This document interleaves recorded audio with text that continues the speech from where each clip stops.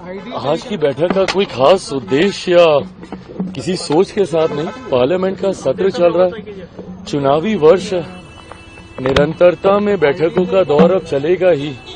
उस क्रम में आज सब लोग एक साथ बैठ के आने वाले समय को लेकर, चुनाव को लेकर सरसरी तरीके से चर्चाओं की शुरुआत की जाएगी। चिराग, कई मुद्दों पर बात हो रही है। बात ये हो रही है कि क्या किन मुद्दों को लेकर जाएंगे चुनाव में।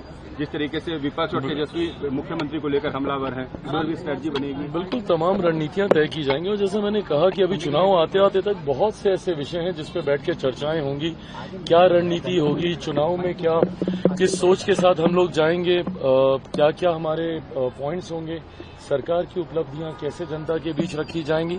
एंड देन डेफिनेटली जो आप सबके मन में सवाल चलते ही रहते हैं सीट शेयरिंग को लेकर कि किसके खाते में कितनी सीटें, इन तमाम विषयों को लेकर चर्चा होगी। बट आज कोई बहुत ज्यादा महत्वपूर्ण एजेंडा ओरिएंटेड चर्चा हम लोग करने जा रहे हैं। सत्र चल रहा है, तमाम सांसद एनडीए के बिहार से जो आने वाले हैं वो सब सत्र के लिए दिल्ली में ही मौजूद हैं, तो सब एकजुट होकर एक साथ बैठेंगे। जेपी नड्डा भी आज शामिल हो रहे हैं।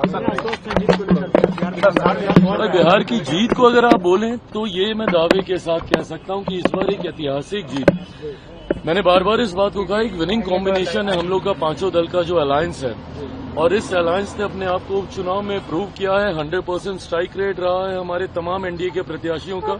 जो 4 विधानसभा में उपचुनाव हुए थे, वो कहीं न कहीं दर्शाता है इस बात को कि एक बड़ी जीत की ओर हम लोग अग्रसर हो रहे हैं। 225 से ज्यादा सीटें मैं मानता हूं। बिहार में घूम रहा हूं, अलग अलग जिलों में, अलग अलग विधानसभाओं में कार्यक्रम हो रहा है। परसों गया में हम लोग की सभा थी, अगर उसकी तस्वीरें आप देखें, जो उत्साह है लोगों के बीच इस गठबंधन को लेकर, एनडीए को लेकर, मैं मानता हूं एक बड़ी जीत की ओर एनडीए अग्रसर हो रहा है।